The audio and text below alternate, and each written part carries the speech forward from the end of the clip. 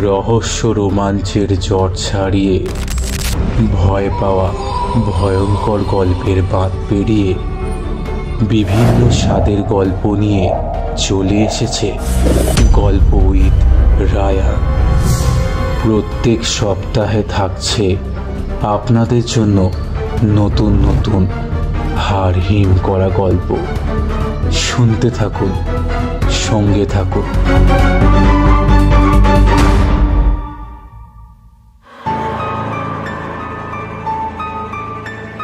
গল্প with Ryan চ্যানেলে সকলকে স্বাগত জানাই। গত শনিবার আপনারা শুনেছিলেন লেখিকা সেনজ্যোতি ঘোষের লেখা হাত গল্পের প্রথম পর্ব। আজ শুনবেন এই গল্পের শেষ পর্ব। মন দিয়ে শুনুন আজকের গল্পের শেষ পরিণতি। আর হ্যাঁ, আপনি যদি আমাদের চ্যানেলে নতুন হয়ে থাকেন তাহলে অবশ্যই আমাদের চ্যানেলটিকে সাবস্ক্রাইব করে পাশের বেল আইকনটা প্রেস করে দেবেন। তাহলে আর কথা না বাড়িয়ে শুরু করছি আজকের ভয়ানক গল্প হাত, দ্বিতীয় ও অন্তিম পর্ব।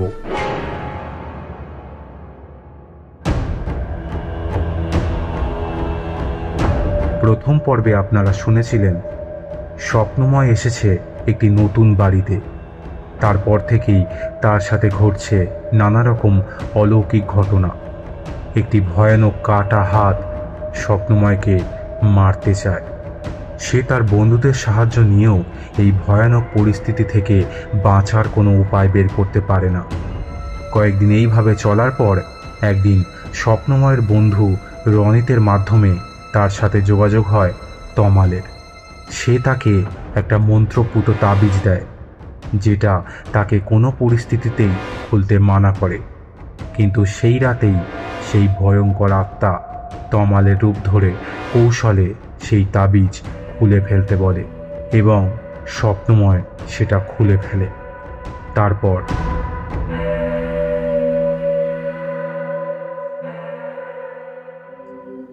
বাড়িতে ফোন করে বাবা আর মাকে যত তাড়াতাড়ি সম্ভব চলে আসতে বললাম, কারণ এই রহস্য ভেদ করতে হলে ওদের খুব বেশি প্রয়োজন ছিল। ওরা জানালো সন্ধ্যের মধ্যে চলে আসবে। তমাল সেটা শুনে বেশ খুশি হলো। ও নিজেও চাইছিল আজই যেন সব রহস্যের সমাধান হয়ে যায়। আর তার একটা বড় কারণ ছিল পরের দিন অমাবস্যা। সেই দিনের মধ্যে সমস্যার সমাধান না হলে বিপদ বাড়তে পারে। রনিত কিচেনে আমার জন্য রান্না করছিল। আমি সেই সুযোগটা নিতে চাইলাম। ওদের বললাম এখানেই থেকে যেতে, কিন্তু তমাল রাজি হলো না। সে চায় আমি একা থাকি, তাহলে নাকি আমি ওই আত্মার বিষয় জানতে পারবো। তাছাড়া এমনিতেও বাবা মা আসার আগে তমালের আর কিছুই করার ছিল না। ওরা চলে গেলে আমি ভাবলাম চুপচাপ লাঞ্চ করে ঘুমিয়ে পড়বো, তাহলেই আর কোনো সমস্যা হবে না। কিন্তু মানুষ ভাবে এক আর হয়ে যায় আর এক। কিচেনে খাবার আনতে গিয়েই থমকে গেলাম আমি। একটা বিকট গন্ধ পেলাম ভিতরে ঢুকেই। গন্ধটা কিসের বুঝতে পারছিলাম না আমি। রনিত সব খাবার ঢাকা দিয়ে রেখে গিয়েছিল। সন্দেহের বশে ঢাকনা সরাতেই দেখি খাবারের বদলে সেখানে পচা মাংস রাখা। সম্ভবত এখান থেকেই গন্ধটা বেরোচ্ছে। গা গুলিয়ে উঠল আমার। ছুটে গেলাম ওয়াশরুমে। বেসিনের কল খুলে মুখে জল দিতে গেলাম, কিন্তু কল খুলতেই জলের বদলে বেরিয়ে এলো তাজা রক্ত। কল বন্ধ করে দিলাম আমি, কিন্তু তারপরেও বেসিনে টপ টপ করে রক্তের ফোঁটা পড়তে লাগলো। উপরে তাকিয়ে দেখি সেই কাটা হাতটা ঝুলছে সেখানে, আর কাটা জায়গা থেকেই রক্ত পড়ছে বেসিনে। তাড়াতাড়ি বেরিয়ে এলাম ওখান থেকে। খাওয়া আর হলো না। চুপচাপ বসে অপেক্ষা করতে লাগলাম বাবা মায়ের জন্য। বিকেলের দিকে তমাল, রনিত আর আকাশ এলো। সবকিছু খুলে বললাম ওদের। আকাশ একটু বিরক্ত হয়ে বলল, একটা জিনিস কিছুতেই বুঝতে পারছি না আমি, ওই হাত চাইটা কি? ওর যদি কিছুর প্রয়োজন থেকে থাকে তাহলে এসে বলুক, শুধু শুধু কেন এইভাবে ভয় দেখাচ্ছে? তমাল বলল, এটা কি জীবন্ত মানুষ নাকি যে আমাদের মতন সবার সামনে এসে কথা বলবে? এরা এভাবেই সংকেত দেয়। আমার মনে হয় এই উত্তরার বিষয়ে জানতে পারলেই এই রহস্যের সমস্যার সমাধান হবে। তমালের কথা শেষ হতে না হতেই কলিং বেল বেজে উঠল। দরজা খুলে দেখি বাবা এসেছে। আমি মায়ের কথা জানতে চাইলে বাবা বলল মায়ের শরীর খুব একটা ভালো নেই, তাই আসতে পারিনি। আমি একটু চিন্তায় পড়লাম। উত্তরার সম্পর্ক বাবার সাথে নাকি মায়ের সাথে সেটা আমি জানি না, তবুও বাবাকে বললাম ফ্রেশ হয়ে এসে আমাদের সাথে বসতে, কিন্তু বাবা ওই অবস্থাতেই বসে পড়ল। আমি বুঝতে পারছিলাম বাবা খুব চিন্তায় আছে। আমি সবার সাথে বাবার পরিচয় করিয়ে দিলাম। বাবা বলল, কি হয়েছে বলতো? তুই আমাকে কিভাবে আসতে বললি? আমি বললাম, উত্তরা কে বাবা? মুহূর্তের মধ্যেই যেন বাবার মুখ ফ্যাকাশে হয়ে গেল। বাবাকে চুপ করে থাকতে দেখে আবার একই প্রশ্ন করলাম। বাবা বলল, কি এমন হয়েছে হঠাৎ এইসব অদ্ভুত প্রশ্ন করছো? করতে বাধ্য হচ্ছি। বেশ কিছুদিন ধরে আমার সাথে অদ্ভুত ঘটনা ঘটছে, আর সেগুলোর পিছনে উত্তরার কিছু একটা ভূমিকা আছে। তাই আমি জানতে চাইছি উত্তরা কে। এটা না জানতে পারলে আমি কিছুতেই এই সমস্যা থেকে মুক্ত হতে পারবো না। বাবা, দয়া করে তুমি বোঝার চেষ্টা করো। উত্তরা তোর পিসি ছিল, পরিবারের সকলের আড়ালে তন্ত্র সাধনা করত সে। আমি ঠিক বুঝতে পারলাম না।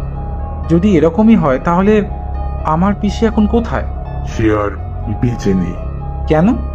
কি হয়েছিল তার সাথে? আমরাই মেরে ফেলেছিলাম তাকে।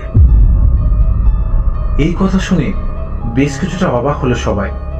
তমাল বলল, কাকু আপনি পুরো বিষয়টা একটু খুলে বলুন তো আমাদের, না হলে আমরা সমস্যার সমাধান করতে পারবো না।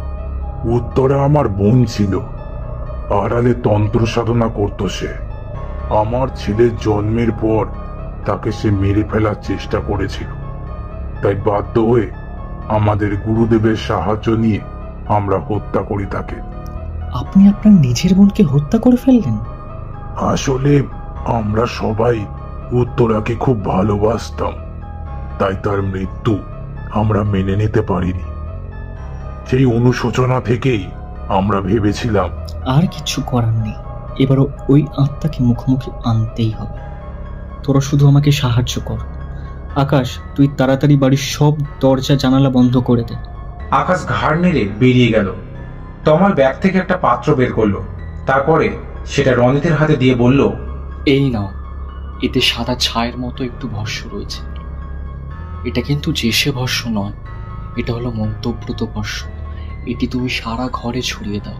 এটা একটু হলেও আমাদেরকে অনেকটাই সাহায্য করবে, কারণ এই ভস্য এই ঘরে থাকা ওই আত্মাটিকে অনেকটাই কমজোর করবে। রনিত সাদা গুঁড়োগুলো ছড়িয়ে দিতেই ঘরটা একটা সুন্দর গন্ধে ভরে উঠল। ব্যাগ থেকে সাদা চক বের করে ঘরের মধ্যে একটা গোল দাগ কাটলো তমাল, আর গোলের ঠিক বাইরে লাল চক দিয়ে একটা অদ্ভুত ছক তৈরি করলো। সেই ছকের চারিদিকে 4টে মোমবাতি লাগিয়ে দিল। ততক্ষণে আকাশও চলে এসেছে। তমাল বলল, এবার সকলে মন দিয়ে শোনো। এই গোলের মধ্যে তোমরা সকলে বসে পড়বে আর চোখ বন্ধ করে মনে মনে উত্তরাকে ডাকবে।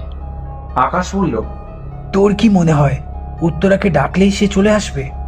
এতদিন ধরে এত কিছু হলো, সে কিন্তু একবারও সামনে আসেনি। কিন্তু এবার হয়তো আসবে। হয়তো? মানে তুই নিশ্চিতভাবে বলতে পারছিস না? না, কারণ এটা শুধুমাত্র ওই আত্মার ইচ্ছে। সে যদি না চায় তাহলে আসবে না। তাহলে এটা করছিস কেন?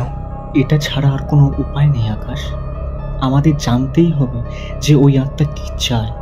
আমি তো অনেক চেষ্টা করলাম, অনেকভাবে, কিন্তু কিছুই হলো না।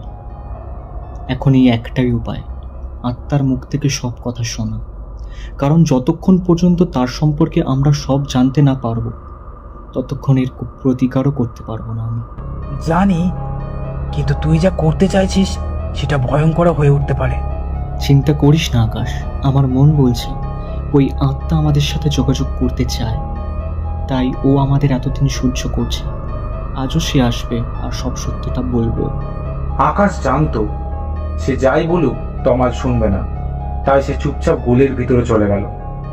আমার কেমন যেন মনে হলো আকাশ এসব ব্যাপারে আগে থেকেই সব জানে। তমাল বলল, যাও তোমরাও এবার ওই গোলের মধ্যে গিয়ে বসো, আর যাই হোক না কেন কেউ এখান থেকে একটা পাও বের করবে না। শুধু মনে রেখো, এখানে থাকলে কেউ তোমাদের কোনো ক্ষতি করতে পারবে না, সম্পূর্ণ সুরক্ষিত থাকবে তোমরা। কিন্তু একবার যদি এই দাগের বাইরে কেউ বেরিয়ে যাও, সে সম্পূর্ণভাবে আত্মার অধীনে চলে যাবে, তখন যা খুশি করতে পারে সে। তাই সবাই এই দাগের ভেতরেই থেকো।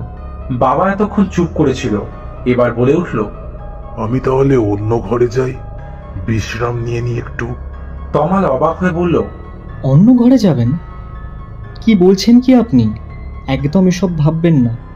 এই গোলের জায়গার বাইরে সব ওই আত্মার অধীন। আপনি অন্য ঘরে থাকলে ওই আত্মা আপনার ক্ষতি করতে পারে। আপনার সাথে তো ওর সম্পর্কও আছে, তাই এখানেই থাকতে হবে সবাইকে, না হলে বিপদ হতে পারে। বাবাকে দেখে মনে হচ্ছিল না যে খুব একটা খুশি হয়েছে সে, কিন্তু তবু বাবা কিছু না বলে গোলের ভিতরে ঢুকে বসলো। আমি আর আকাশও বসলাম। তারপর রনিত ঢুকতে গেল, কিন্তু তমাল তাকে বাধা দিয়ে বলল, না রনিত, তুমি এখানে বসবে না। রনিত অবাক হয়ে বলল, কেন? আমি থাকতে পারবো না? তমাল বলল, অবশ্যই পারবে, কিন্তু তোমাকে ওই ছকের মধ্যে বসতে হবে। ছকের মধ্যে কেন? আসলে আমাদের একটা মিডিয়াম চাই রনিত। মিডিয়াম? হ্যাঁ, যার মধ্যে ওই আত্মা আসবে আর আমাদের সাথে কথা বলবে, আর এখানে তোমাকে মিডিয়াম হতে হবে। আকাশ উঠে দাঁড়ালো। অসম্ভব। তমাল বিরক্ত হয়ে বলল, কেন হবে না? কারণটা তুই খুব ভালো করে জানিস। না, জানি না, তুই আমাকে বল। প্লিজ তমাল, তুই তো জানিস এটা কতটা ভয়ঙ্কর হতে পারে। আমি বললাম, তমাল, আমি কি মিডিয়াম হতে পারি? তমাল বলল, যদি সেটা সম্ভব হতো তাহলে তো তোমাকেই বলতাম স্বপ্নমা। তোমাকেই ওর সামনে থাকতে হবে। সেখানে যদি তুমি মিডিয়াম হয়ে যাও তাহলে ও আসবে কার জন্য? রনিত ছকের উপর বসে পড়ল, তারপর বলল, তুমি সময় নষ্ট করো না তমাল, এবার আসল কাজ শুরু করো। আমার মিডিয়াম হতে কোনো আপত্তি নেই। তমাল মোমবাতি জ্বালিয়ে দিয়ে ঘরের আলো নিভিয়ে দিল। তারপর গোলের মধ্যে আমাদের সবাইকে হাত ধরে বসতে বলল। আমরা তিনজন হাত ধরাধরি করে বসলাম। তমালও আমাদের সাথে বসলো। তারপর বলল, সবাই চোখ বন্ধ করে উত্তরাকে ডাকো, আর ভুলেও কেউ হাত ছেড়ে দিও না। ছকের বাইরে রনিত আর ভিতরে আমরা বসে থেকে অপেক্ষা করতে লাগলাম ওই আত্মার জন্য। তমালও আমাদের সাথে বসেছিল। খুব মৃদু স্বরে কোনো মন্ত্র উচ্চারণ করছিল সে। অনেকটা সময় পেরিয়ে গেল এইভাবেই। হঠাৎ ঘরের ভিতর একটা ঠান্ডা হাওয়া এসে ঢুকলো যেন। সেই হাওয়া এতটাই ঠান্ডা যে আমাদের বুকের ভিতর অব্দি কেঁপে উঠল। আমরা চোখ খুলতেই দেখলাম এক ভয়ঙ্কর দৃশ্য। আমাদের ঠিক সামনেই রনিত বসেছিল, এখনো বসেই আছে, কিন্তু তার চেহারা সম্পূর্ণ পাল্টে গেছে। কপালে একটা বড় তিলক, চুলগুলো খুলে দিয়ে চারিদিকে উঠছে, ঠিক যেমন আমি সেদিনে সেই মহিলাকে দেখেছিলাম। শুধু আজ সাথে কোনো বাচ্চা নেই। আর রনিতের চোখের মণিটা পুরো কালো হয়ে গেছে, আর ওই ভয়ঙ্কর চোখে ও তাকিয়ে আছে আমাদের দিকে। আমরা চোখ মেলতেই ওর মুখে একটা ক্রূর হাসি ফুটে উঠল। অদ্ভুত একটা কর্কশ গলায় বলে উঠল, কেন ডেকে এনেছিস আমাকে? আমরা অবাক হয়ে তাকিয়েছিলাম ওর দিকে। কথা বলার ক্ষমতাও যেন লোপ পেয়েছিল আমাদের। এবার যেন একটু বিরক্ত হলো, রাগত স্বরে বলে উঠল, আমার সাথে ঝামেলা না করে চুপচাপ চলে যা তোরা সবাই। আমার তোদের সাথে কোনো ঝামেলা নেই। আমার কাজ শুধু স্বপ্নময়ের সাথে। এতক্ষণে আমাদের দিক থেকে প্রথম কথা বলল তমাল। তুমি কে তাহলে? আমি কে জানিস না? না জানলে ডাকলি কিভাবে? জানি, তোমার নাম উত্তরা। কিন্তু তাহলে স্বপ্নময়ের সাথে তোমার সম্পর্ক কি? স্বপ্নময়? স্বপ্নময় তো তোদের নয়, ও শুধু আমার, বুঝেছিস? আর আমি আমার জিনিস নিতে এসেছি। তোরা এর মধ্যে না করানোর কে? হতে পারে স্বপ্নময়ের সাথে তোমার কোনো সম্পর্ক আছে, কিন্তু ও আমাদের বন্ধু। আর তোমার মতো একটা প্রেতাত্মাকে ওর ক্ষতি করতে আমরা কখনোই দেব না। তাই বন্ধু, যার আসল নাম পরিচয়টুকুই জানিস না তোরা? আরে ও তো নিজেই নিজেকে চেনে না। কতক্ষণ আটকাবি ওকে তোরা? আমার কাছে তো ওকে আসতেই হবে। তুমি কি বলতে চাইছো সেটা ঠিক করে বলো। ঠিক করে তো আমি বলবো না, বলবে ও। রনিত আঙুল দিয়ে বাবাকে দেখালো। বাবা তখন মাথা নিচু করে বসে আছে। কে একটা খেলা জিতে গিয়ে ভেবেছিলি সব কিছু জিতে নিয়েছিস? সেদিনই তোকে বলেছিলাম যে খেলা শেষ হয়নি, আমি আবার ফিরে আসবো একদিন। সেদিন আমি আমার জিনিস বুঝে নেব, আর সেই সময় এসে গেছে। বাবা হাত জোর করে কাঁদতে কাঁদতে বলল, সেদিন সেদিন আমরা যা ঠিক মনে হয়েছিল আমি আমি তাই করেছিলাম। আমি আমি স্বপ্নময়ের বাবা। আমার অপরাধ থাকলে আমাকে শাস্তি দে, কিন্তু আমার ছেলেকে ছেড়ে তুই আমার ছেলেকে ছেড়ে দে, আমার ছেলেকে ছেড়ে দে। শাস্তি চাস? তাহলে ওই ছকের বাইরে আয়। বাবা উঠে দাঁড়ালো। আমি চেঁচিয়ে উঠলাম, এটা কি করছো বাবা? না বাবা, বাইরে যেও না, বাইরে গেলে ও তোমাকে মেরে ফেলবে। তমালও চেঁচিয়ে উঠল, কিন্তু বাবা যেন তখন কিছু শুনতেই পাচ্ছে না, এমন ভাবে বেরিয়ে গেল ছক থেকে। আর সঙ্গে সঙ্গে রনিত বাবার গলা টিপে ধরলো, দাঁতে দাঁত চেপে বলল, তোর মতো ঘৃণা তো আমি গোটা পৃথিবীতে আর কাউকে করি না, কিন্তু তো এ পাচ্ছি না আমি তোকে কি শাস্তি দেব। কেন বলতো? কারণ যে শাস্তি দিই সেটা তোর জন্য কম হয়ে যাবে। তুই যে আমার সব শেষ করে দিয়েছিস সেটাই তো শুধু নয়, তার সাথে এতদিন ধরে মিথ্যা বলে এসেছিস স্বপ্নময়কে, তাকে নিজের নামটাও জানাসনি। তাই আমি ঠিক করেছি তোকে আমি শাস্তি দেব না, সেই দায়িত্ব আমি দেব স্বপ্নময়কে। হ্যাঁ রে, আমি যদি চাইতাম তাহলে তো এই বাড়িতে পা রাখার সাথে সাথে তোকে শেষ করে দিতাম, কিন্তু আমি সেটা করিনি। কেন জানিস? কারণ স্বপ্নময়কে আমি সেই দায়িত্ব দিতে চাই। ও আমাকে হেরে যেতে দেবে না, এটা আমার বিশ্বাস। আর আমি দেখব তোরা কি করে আটকাস। কথা শেষ করেই বাবাকে প্রায় ছুঁড়ে ফেলে দিল ওই আত্মা, আর তার সাথে সাথেই জ্ঞান হারিয়ে মেঝেতে লুটিয়ে পড়ল রনিত। তমাল ধীরে ধীরে গিয়ে ঘরের আলোটা জ্বালিয়ে দিল। আকাশ তুলল বাবাকে, দেখি বাবার কপাল ফেটে গড়িয়ে পড়ছে রক্ত। তমাল মোমবাতি নিভিয়ে দিল, তারপরে রনিতকে বিছানা শুইয়ে দিয়ে ওর হাতে একটা তাবিজ বেঁধে দিল। কিছুক্ষণের মধ্যেই রনিতের জ্ঞান ফিরে এলো, ধীরে ধীরে উঠে বসলো। বাবাকেও কিছুটা সুস্থ করে তুললাম আমরা। তারপর তমাল আমাদের সবাইকে নিয়ে আমার বেডরুমে এসে বসলো। এই বেডরুম থেকেই আমার উপর ওই আত্মা আক্রমণ করতে শুরু করেছিল, তাই এই ঘরটাকে বেছে নিল তমাল। তারপর বলল, আমি ভেবেছিলাম আমরা সব জেনে গেছি এই উত্তরার সম্পর্কে, তাই এবার শুধু উত্তরাকে ডেকে নিয়ে তার ইচ্ছে জানতে চাইলে কাজ শেষ হয়ে যাবে, তাকে মুক্তি দেওয়া যাবে। কিন্তু পরিস্থিতি তো পুরো উল্টে গেল, এটা আমি আশা করিনি। আকাশ বলল, তার মানে আজকের পরিকল্পনা সম্পূর্ণ ব্যর্থ হয়ে গেল, তাই তো? সম্পূর্ণ ব্যর্থ হলো সেটা বলবো না, কারণ আমরা অন্তত কিছুটা জানতে পেরেছি। যেমন উত্তরা নিজের দাদার ওপর প্রতিশোধ নিতে চেয়েছে, তাতে আমাদের তেমন লাভ হয়নি। আমি বললাম, তাহলে কি আবার আমাদের ওই আত্মাকে ডাকতে হবে? তমাল মাথা নাড়ল। না, সেটা আর সম্ভব নয়। তাই এবার যা কিছু করতে হবে সব কাকুকেই করতে হবে এবং সবটা বলতে হবে। আমরা সবাই বাবার দিকে তাকালাম। বাবা সন্ধ্যের ওই ভয়ঙ্কর ঘটনার পর থেকেই চুপ করেছিলেন, তখনও চুপ করেই রইলেন। তমাল বলল, দেখুন কাকু, আমি জানি আপনি আমাদের থেকে অনেক কিছু লুকাতে চাইছেন, হয়তো ব্যক্তিগত কোনো বিষয় লুকাচ্ছেন, কিন্তু এখন যদি আপনি চুপচাপ থাকেন তাহলে ক্ষতি কিন্তু স্বপ্নময়েরই হবে, আপনার ছেলের হবে। আমাদের হাতে এত সময় নেই যে ওই আত্মাকে ডেকে এনে আবার তার থেকে জানার চেষ্টা করব সবকিছু, কারণ শুধু এই রাতটুকু আছে আমাদের কাছে। কালকের দিন শুরু করতেই না হতেই অমাবস্যা পড়ে যাবে।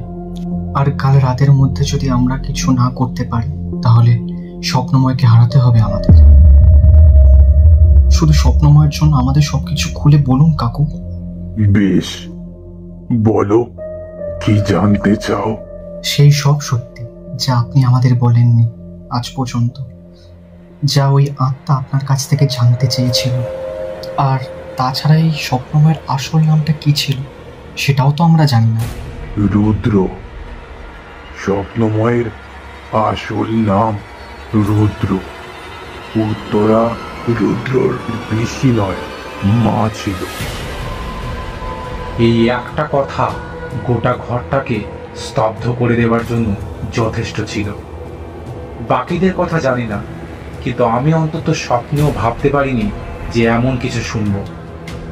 মুহূর্তের মধ্যে আমার কাছে যেন আমার জীবনটাই মিথ্যে হয়ে গেল। আমি উঠে দাঁড়িয়ে বললাম, তোমার মাথা ঠিক আছে তো? এসব কি বলছো তুমি? তমাল আমার হাত ধরে বলল, শান্ত হও রুদ্র, বসো তুমি, পুরো বিষয়টা আগে শুনে নাও, তারপর কিছু বলার থাকলে তুমি নিশ্চয়ই বলবে। আকাশ বলল, আপনি সবটা খুলে বলুন কাকু। বাবা বলল, আমি আর আমার স্ত্রী রুদ্রর বাবা মা নই, মামা মামি। তমাল বলল, বুঝলাম। এই জন্য বারবার ওই আত্মা রুদ্রকে তার সাথে নিয়ে যেতে চাইছিল। ঠিকই বলেছ তুমি। আর এটা উত্তরার প্রতিজ্ঞা ছিল। মৃত্যুর আগে ও বলেছিল যে একদিন ও রুদ্রকে নিয়ে যাবে ওর সাথে, ওর জগতে। কিন্তু ওর মৃত্যুর কারণ কি ছিল? তার সাথে কিভাবে আপনারা জড়িত হলেন? জড়িত নয়, বলতে পারো আমরাই ওর মৃত্যুর কারণ। মৃত্যুর কারণ কিভাবে? এর পিছনে একটা বিরাট গল্প আছে। আমি ছোট করেই বলছি সবটা। উত্তরা ছিল আমার বোন। আমাদের বাড়িতে সবার খুব আদরের ছিল সে। ছোট থেকেই আমি ছিলাম তার সব আনন্দ আর দুঃখের সাথী। আমি ভাবতাম ও আমার সাথে ওর মনের সব কথা ভাগ করে নেয়। কিন্তু আমার বোন সব থেকে ভয়ঙ্কর কথাটাই আমাদের থেকে লুকিয়েছিল, ওর সাধনার কথা। কিসের সাধনা? তন্ত্র সাধনা। জানি না আমাদের সবার অজান্তে কিভাবে কখন ওর মনের ভিতর গোটা পৃথিবীর অধীশ্বরী হওয়ার স্বপ্ন ডানা মেলতে শুরু করেছিল। কিন্তু এক সময় ওটাই হয়ে উঠল ওর একমাত্র লক্ষ্য। আমাদের আড়ালে ও এই সাধনা চালিয়ে যেতে লাগলো এবং ধীরে ধীরে শক্তিশালীও হয়ে উঠল। আমরা এসব কিছুই জানতাম না। ইতিমধ্যে বাবার এক বন্ধুর ছেলের সাথে বিয়ে ঠিক হলো উত্তরার। এর পিছনেও উত্তরারই হাত ছিল। নিজের ক্ষমতা বলে ওদের বশ করে নিয়েছিল সে। কারণ তার সেই সময় একটি সন্তানের প্রয়োজন ছিল। কারণ উত্তরা জানতে পেরেছিল পরিবারের দ্বিতীয় সন্তান হবার কারণে সে সর্বোচ্চ ক্ষমতার অধিকারী হতে পারবে না। তাই নিজের প্রথম সন্তানকে তন্ত্র সাধনায় দীক্ষিত করে অসীম ক্ষমতার অধিকারী করতে চেয়েছিল সে। সেই সন্তানের মধ্যে দিয়েই সে নিজেও পৃথিবীতে রাজত্ব করতে পারত। উত্তরার বিয়ের 1 বছরের মাথায় এক কালী পুজোর রাতে রুদ্র জন্ম হয়। রুদ্র জন্মের পরে শ্বশুরবাড়ির প্রয়োজন ফুরিয়ে যায় উত্তরার কাছে। সে তখন আবার তার তন্ত্রবিদ্যার প্রয়োগ শুরু করে। এক রাতে এই তন্ত্রের প্রভাবে ওই বাড়ির প্রত্যেকে রক্ত বমি করে মারা যায়। শুধু বেঁচে থাকে উত্তরার স্বামী। কারণ উত্তরার সধবা থাকা ওর সাধনার জন্য অত্যন্ত জরুরি ছিল। উত্তরা নিজের স্বামীকে মন্ত্রের প্রভাবে পাগল বানিয়ে দেয়, কারণ সে সব সত্যি জেনে গিয়েছিল। তারপর উত্তরা রুদ্রকে নিয়ে প্রতিদিন সাধনা করতে শুরু করে। এভাবে 1 বছর পার হয়ে যায়। উত্তরা ঠিক করে অমাবস্যার দিন ছেলেকে দীক্ষা দেবে। কিন্তু অমাবস্যার ঠিক দিন 15 আগে এক রাতে উত্তরার স্বামী কোনোভাবে ওদের বাড়ি থেকে পালিয়ে আমাদের বাড়িতে চলে আসে। তার কাছ থেকেই আমরা সবকিছু জানতে পারি। আর কোনো উপায় খুঁজে না পেয়ে আমাদের গুরুদেবের সাথে যোগাযোগ করি আমরা। উনি বলেন এখন শুধু একটাই পথ আছে, সেটা হলো উত্তরাকে মেরে ফেলা। অমাবস্যার দিন যখন রুদ্রকে দীক্ষা দিতে যাবে উত্তরা, সেই মুহূর্তে ওকে মেরে ফেলতে হবে। আমরাও গোপনে ওকে মারার জন্য প্রস্তুতি নিতে শুরু করি, কিন্তু নিজের ক্ষমতা বলে আমাদের বিষয়ে সবকিছু জানতে পেরে যায় উত্তরা।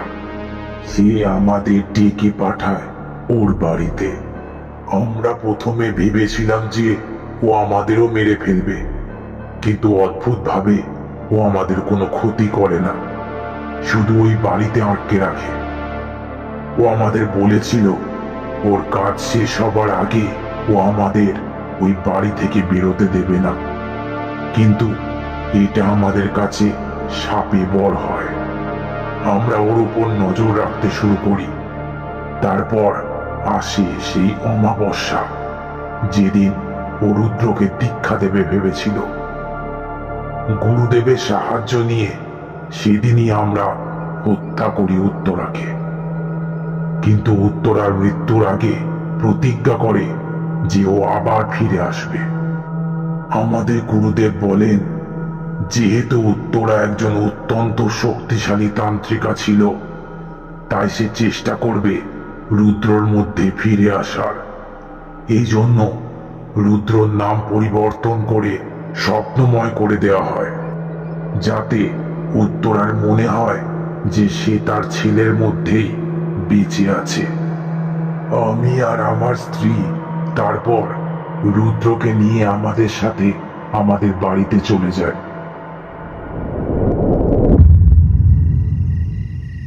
সব শুনে আমি অবাক হয়ে গেলাম। স্বপ্নেও ভাবিনি এরকম কিছু আমার জীবনে ঘটতে পারে। তমাল বলল, এবার বুঝতে পারলে কিছু রুদ্র?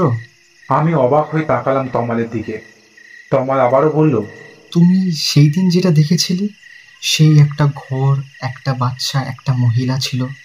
তুমি ভেবেছিলে ওটা স্বপ্ন।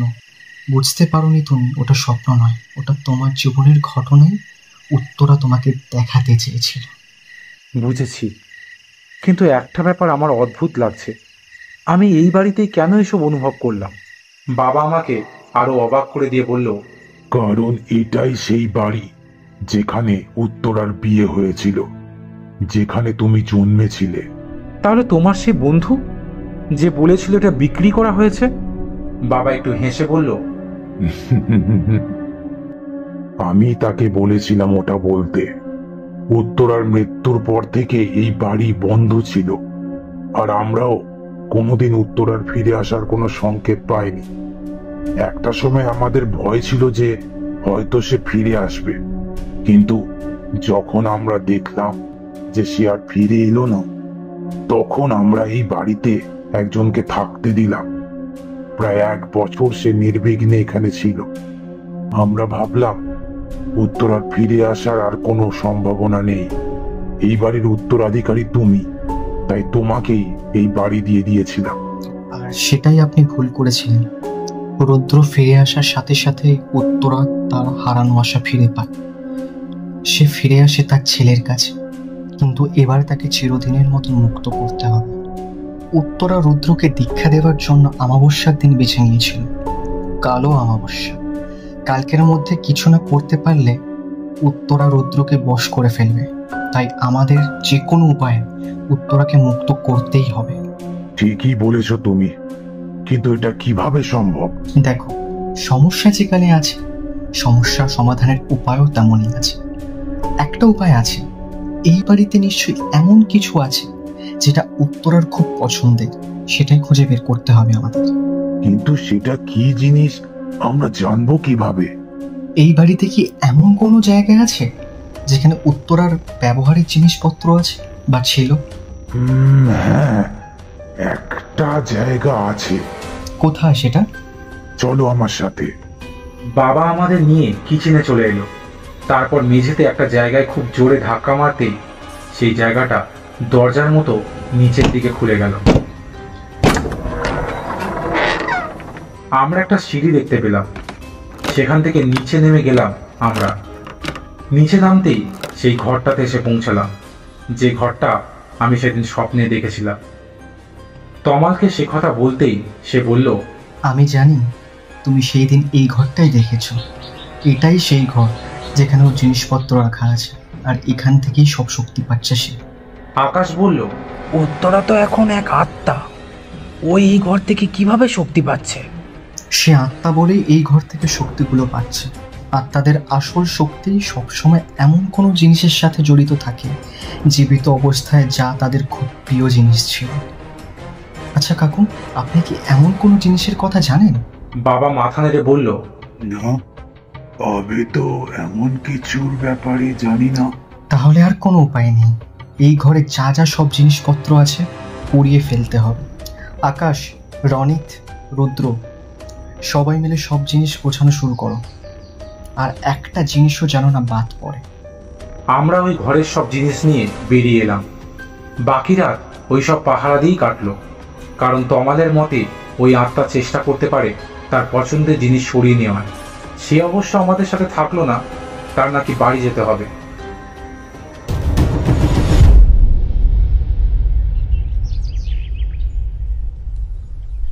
এভাবেই সকাল হলো।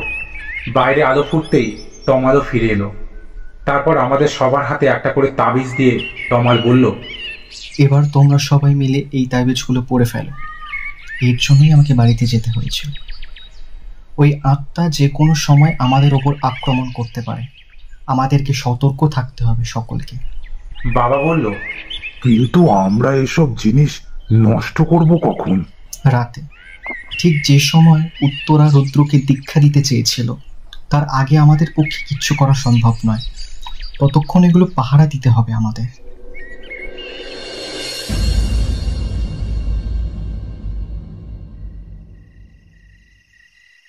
ঘড়ির কাঁটা থেমে থাকে না। দেখতে দেখতে রাত হলো। তারপর এলো সেই সময়। তমাল বলল, সকলে মনে রেখো, কেউ তাবিজ খুলবে না নিজের হাত থেকে, আমি বললেও না। তারপর আমাদের নিয়ে এলো বাড়ির পিছনে।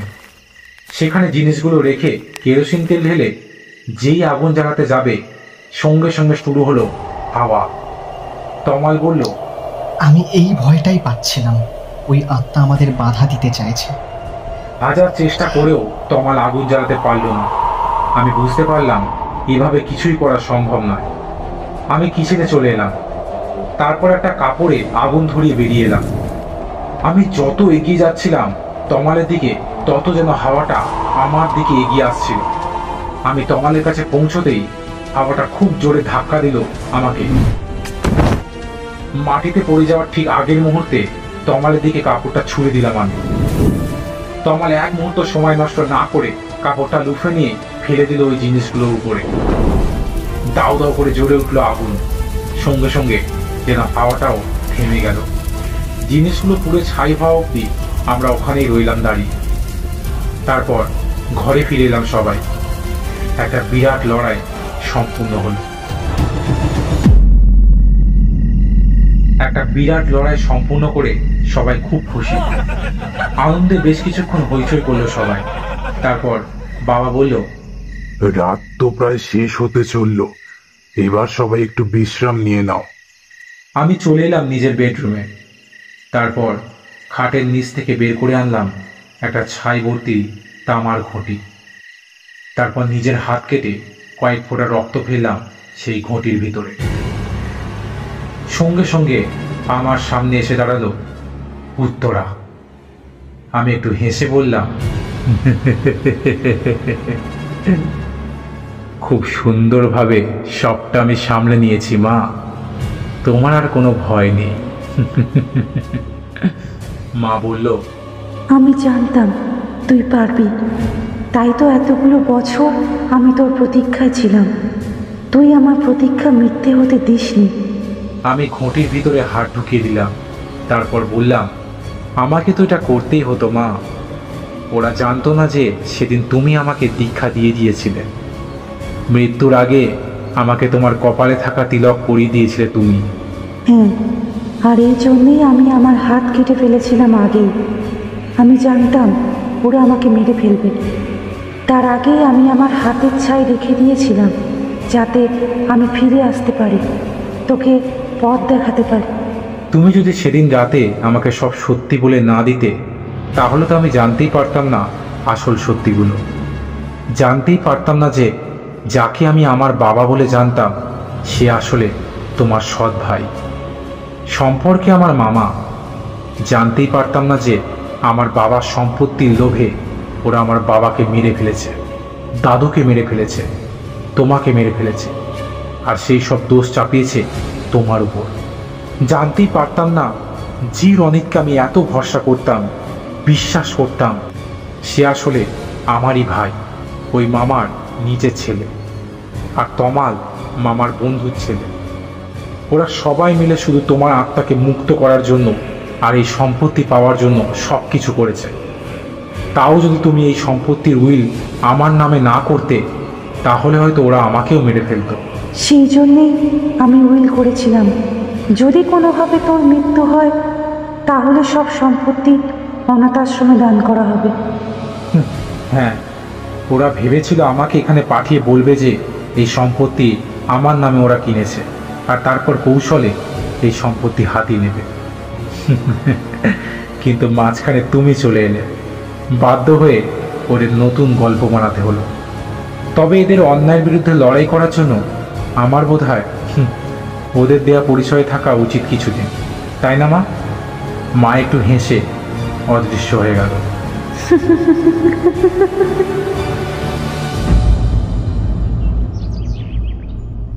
সকালে আলো ফুটছে।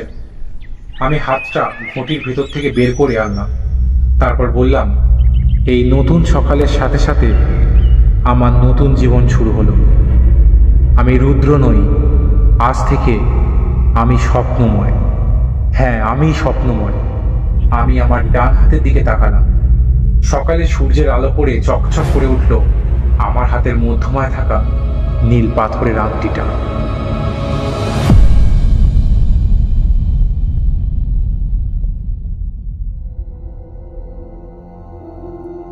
শুনছিলেন লেখিকা সেনজ্যোতি ঘোষের কলমে হাত গল্পের দ্বিতীয় ও অন্তিম পর্ব। কেমন লাগলো গল্পটা অবশ্যই কমেন্ট বক্সে জানান। আজকের মতো এই পর্যন্তই। পরবর্তী পর্বে নিয়ে আসবো আরও একটি ভয়ানক গল্প। ভালো থাকবেন, সুস্থ থাকবেন এবং সকলকে ভালো রাখবেন। নমস্কার।